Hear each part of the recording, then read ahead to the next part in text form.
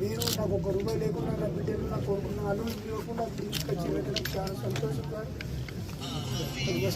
జరిగింది. అన్యాయం కేవలము సరిగా ఇంత చండాలమైన ప్రభుత్వం అంటే ఇట్లా ఒక పేద రైతును అల్లని ఆరోగ్యం బాగాలేదు, ఆపరేషన్ అయింది, నిన్ను తీసుకుపోయి జైల్లో పెట్టింది నాకు అర్థం కాదు. నా మీద కోపం ఉంటే నాతో కొట్టాడాలి, నా మీద కోపం పేదోళ్ళ మీద గరీబ్ గాళ్ళ మీద మీ మీద తీసి ఇంత చిల్లరతనం మీద నాకు అర్థం కాదు.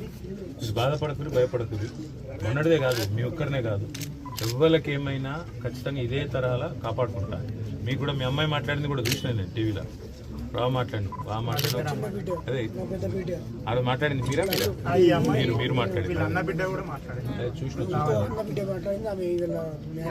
సారీ రాయన్న, నా వల్ల నీకు ఇబ్బంది అయింది, నా మీద కోపంతో నీ మీద పడ్డారు, బాధపడక అన్న. ఇగో పేరుకు రెడ్డివి కానీ పేదోని అట్లా 10 ఏళ్ళ కేసీఆర్ ఉన్నప్పుడు మరి మనం కూడా కక్షలు తీసుకుంటే వాళ్ళని మిగులుదురా? మరి మనం పద్ధతిగా మన పని మనం చేసుకోవాలి, వాళ్ళని ఏమనుకుంటా కాంగ్రెస్ వాళ్ళు వచ్చినా బీజేపీ వాళ్ళు వచ్చినా వాళ్ళకి లాభం చేసినా ఏమైనా చేస్తే తప్ప నష్టమే చేయాలి.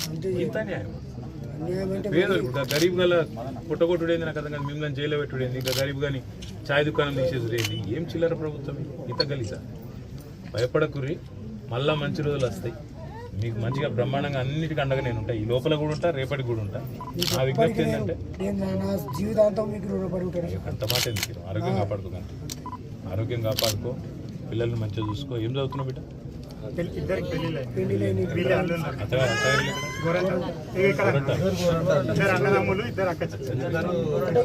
ఒకటే ఇల్లు గోరంటాలు, అది కూడా రవీంద్రరావు గారికి దగ్గర పిల్లలు ఉన్నారా?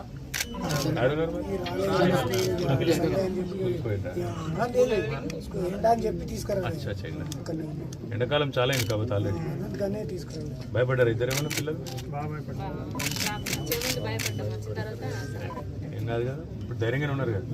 అది కేసు పీసు ఏం కాదు, అంత బోగస్ కేసు బోగస్ కథ, కేవలం నా మీద కోపం నీ మీద తీసే ప్రయత్నం చేసింది వాడు.